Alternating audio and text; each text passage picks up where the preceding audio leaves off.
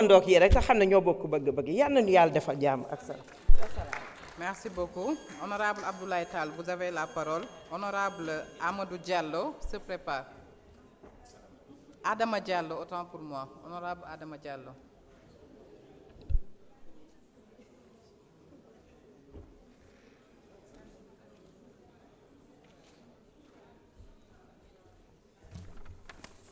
Merci beaucoup, Madame la Présidente.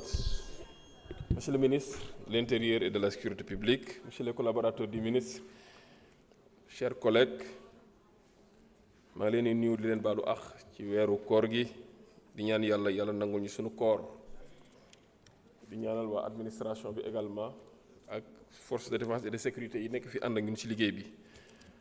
Monsieur le ministre, vous me permettrez de lever certaines équivoques parce que dama gis à la page 4 du rapport avant-dernier paragraphe bu ñu naan les commissaires ont relevé qu'il y a des écoles de formation d'agents de sécurité dont la régularité est incertaine, citant le cas d'un centre situé à Pikine dans la commune de Tivaouane Diacksao. Ba ma ko gisee, j'ai fait des vérifications. Dans cette commune, il n'y a qu'un seul centre et le centre s'appelle Assir Sécurité.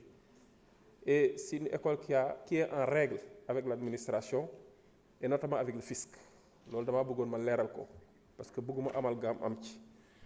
Alors beneen bi ma bëgg a leeral rek peut-être ñoom yëpp yëg nañ ko mooy 3 étudiants yi nga xam ne finalement bàyyi nañ leen placé leen sous contrôle judiciaire. Ma jàpp ni mesure la boo xam ne dina participer à l'apaisement de l'espace universitaire et à une prise de conscience collective de la part des acteurs concernés pour que effectivement la normalité revienne dans l'espace universitaire. Tout à l'heure dama dégg benn député mën naa kaa considérer comme le doyen d'ailleurs, pas le doyen d'âge mais de mandat et de législature.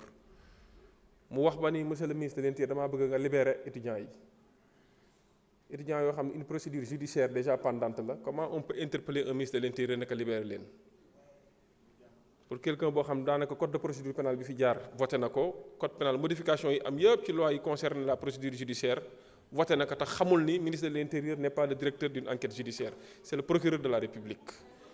Peut-être dinaa woo le directeur du centre de formation judiciaire pour mu bon ñëw gratifier benn session de formation parce que député yi quand même dañoo war a xam ce que c'est que la carte judiciaire. Loolu c'est les b.a-ba du député parce que yéenay voté la loi. Waaw jërëjëf. Beneen bi monsieur le ministre dama koy wax rek il faut qu'on arrête de politiser la situation et la détresse des étudiants chaque jour ma wax ko. Gis nga lii ñun ñëpp la préoccupé te doyen Alla Kane wax na ko léegi en faisant un petit rappel de tout ce qui s'est passé surtout avec l'ancien régime. Bu fekkee lii scandale la xanaa li fi amoon génocide la. Le peuple appréciera. Bi ci des mooy monsieur le ministre loi bi c'est une grande prouesse, c'est une avancée majeure parce que au moins am ngeen le courage de légiférer en créant un cadre juridique mais également en définissant un régime juridique.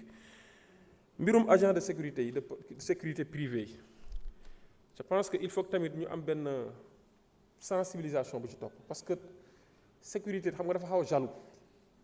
te boo xoolee sur le terrain da ngay gis ñoom ak policiers yi des fois quand il s'agit des gardes rapprochés bu ñu ñëwee di interpeller benn leader seen relation du neex dund nañ ko ñeneen dinañ ko dund. Gis nga fi ay agents de sécurité yi ñu dugal ay lacrymogène la xaw ma grenade di ko dugal ci seen yére dal na Momo dal na fi ko mel ni Petit Lamine Sonko muy ay mbir yoo xam te dañoo war a pour man ay retour de civilité la war a nekk.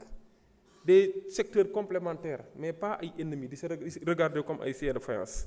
Ce n'est pas du tout bien et je pense qu'avec la sensibilisation avec la formation surtout dinañ gën a xam ni liggéey bi ñun ñoo ko bokk. Boo demee def du benchmarking aux États-Unis il est arrivé quand même les États-Unis je parle de l'administration fédérale di def recours à même des milices privées des fois pour démanteler certains réseaux de trafic de drogue. Ñooñu ñu leen fay xaalis bu bari et puis c'est une activité très porteuse ñu leen fay xaalis bu bari ñu ànd ak de concert avec les forces de l'ordre régulières dem di démanteler des réseaux de grand banditisme. Kon liggéey bu am solo la le fait que tamit ngeen indi ko lu baax la.